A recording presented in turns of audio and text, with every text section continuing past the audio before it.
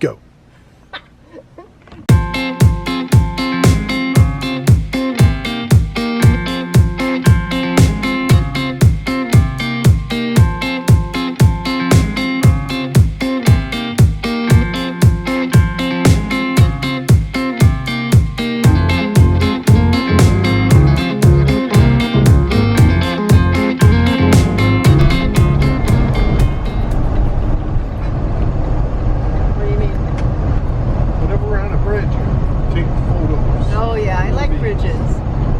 Entering Mobile, Alabama. It's a bridge.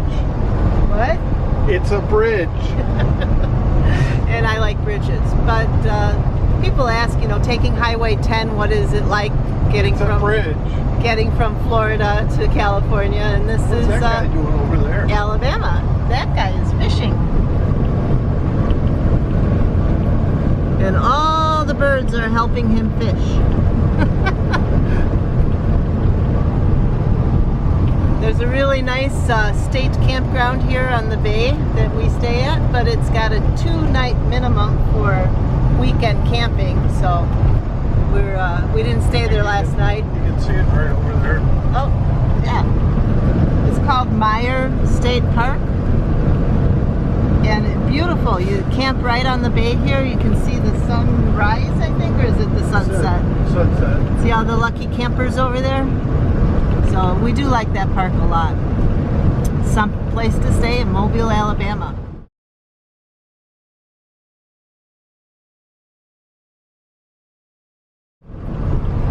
And then Mobile also has, which World War II ship is it, Mark? It's a battleship. It's a battleship called the Alabama, I think. No, it's not. It's not. Not. So you can... It's a battleship and a submarine. They have an SR-71. There's a bunch of military stuff. It's up there on the left. You can actually see the... Yeah. So this is a great spot to stop while you're traveling on Highway 10 if you've got time. Lots of cool things to do. And easy drive. Even though Mobile is a major metropolitan area, we've never had trouble as far as traffic goes when we've gone through here. So there is a tunnel though. So many people worry. You have to make sure that your gas is turned off. Our gas is turned off, right? Yeah. And like I said, people worry about that. You can too if you want to. It's an option. But there is a sign at the tunnel. And this is Mobile.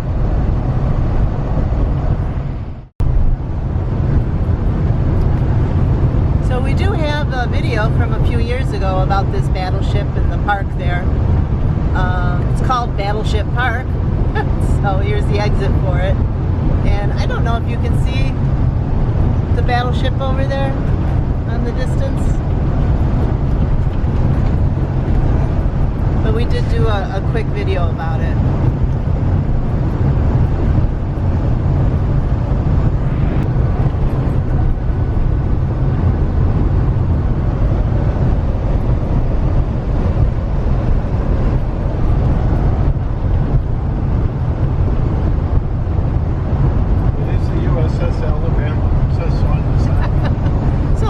Right. It's the USS Alabama.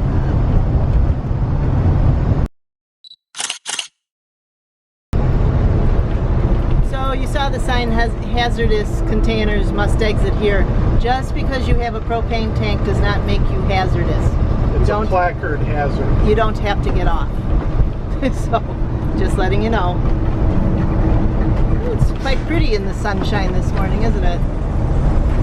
So you get to the tunnel. Yeah, here's the tunnel.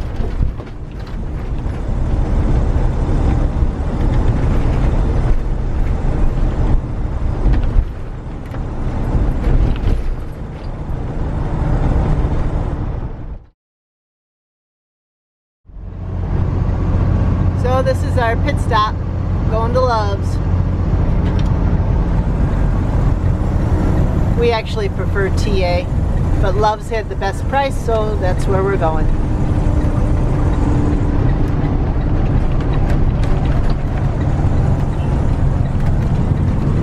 Oh, we've got one open. And by the time we get there, No. there's already a truck in front of us. So we always try to see where can we pull in, what's the best spot. We've been to some truck stops where we had to wait like 20 minutes because it was full, doubled up. And there's quite a few courtesies you're supposed to follow when you're pretending to be a truck driver and you're filling up your camper. Yeah, those guys are trying to make a living. We're trying to make whoopee. Really? Yeah. Uh-huh. So the other thing also, when you're dealing at a truck stops, the truckers will pull in front of you, not let you go. They kind of don't like you being in their space. It's not a big deal. You just gotta kind of follow their rules and you'll be okay. It's still open, babe. Ugh.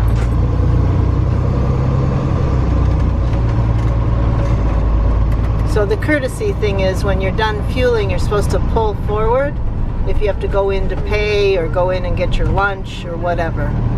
You're not supposed to leave your truck sitting here unattended. And a lot of truck drivers don't do it. Yep. And especially if it's raining. The trucker in front of us, what is that, $5? About 1.2 gallons. Hopefully the pump's working. Yeah, well, let's see. We have a TSD card, which I think we've done a video about, but we'll give you more information about that if you want it. It's been a great deal for diesel prices for us. Yeah, what you do is put this in, punch in some numbers, and then do the diesel. So.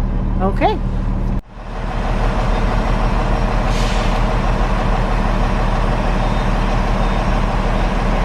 So Mark is telling it that we're a tractor because there's tractor diesel and there's refrigerator diesel. Refrigerator diesel has different taxes on it, so you have to say that you're a tractor truck, and then there's a code he puts in to use the card. It's very easy. The one catch with the TSD that we were a little questioned about was that you have to give them your social security number and you have to give them your savings account or your checking account for them to withdraw the money from.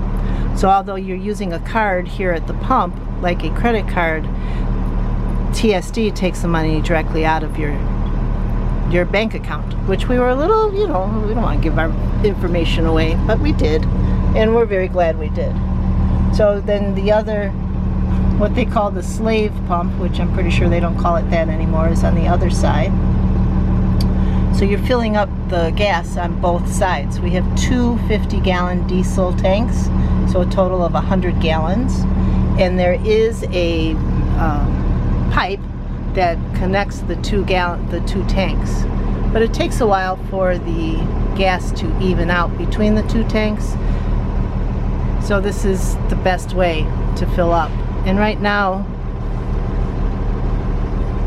the price, I don't know if I can do this. This is the price. There we go.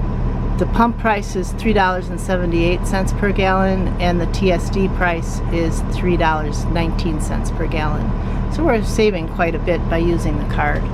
And it's so much easier to fill up our truck at a truck stop. At a regular gas station, you can only fill up on one side, and you have to have room to turn around, and you don't always know you can fit in the regular gas station. Truck stops, we always know we can fit. So it's been great.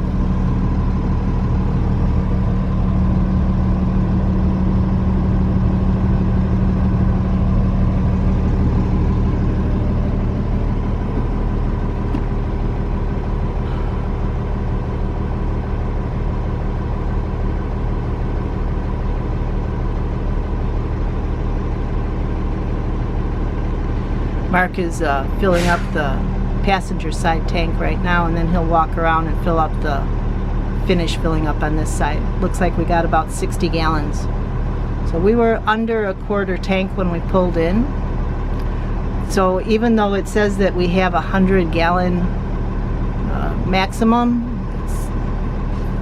we fill up by the time it needs, when it gets down to a quarter tank. Professional drivers, if you are at the fuel island and have finished fueling, I need you to find about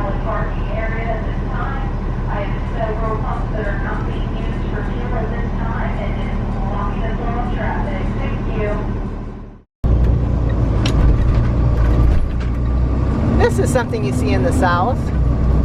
These are all junk cars that are getting driven to Mexico. I've never seen that many of them South America. together. So you see them in convoys of one car towing 2 other cars and then another set. Never seen that many all at once.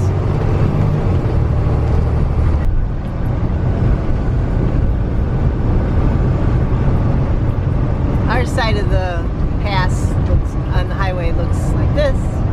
Their side looks like that. When you close one lane on a 2-lane highway, it backs up for a long ways. And on this part of 10, there's nowhere to get off. So you just have to sit in the traffic and wait. There's no shoulder. There's a shoulder. The trucks there are pulled over. There's a rest area there. So they just stop, wait until the accident moves along.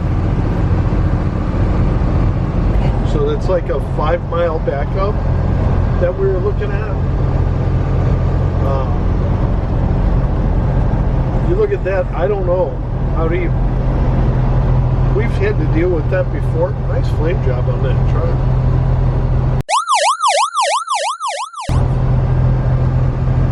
We've had to deal with that before on 10. I think you just really need to pay attention to your Google Maps. And if you see something like that, I think you need an alternate plan just for your own sanity, just to add. Maybe add an hour to your trip. Pulled over someplace would be my recommendation. Yeah, because we have the capability of pulling over, enjoying a cup of coffee, and waiting for the mess to clear. Don't have to sit in the traffic going 5 miles an hour. We've done it before. But we have gotten stuck too. So. I said it was a 5-mile backup. It's probably more like 10. That's crazy. So, not always a good day on the road.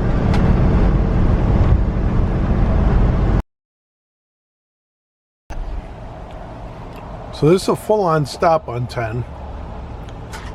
Shut the motor off. You can see, well, that way and that way. Nobody's moving. See a guy blocking the shoulder there for some reason. But we haven't moved for about 5 minutes or so. So this is perfect for Beth. Hi. What'd you do? I went in the back and I cut some cheese and salami for a snack. Got you some peanuts. Here's what we're sitting in. I want to see if we can focus on that one. I can't get behind the camera. Yeah, you can see it. So, even though we gave other people advice to stop at the rest area and relax while you're waiting for the traffic to clear. The problem is the rest area is still another couple miles ahead. No, we just passed it. Did we? Yeah. Oh. So there's that. So here we sit. But we don't have it be anywhere. We only got another 30 miles for the day. Yeah. So I won't subject you to any more of this. So we made it to Slidell safe and sound in spite of all the traffic, and it was just kind of a hard day. So we finished it off by setting up, relaxing, and I got to feed some turtles. Turtles!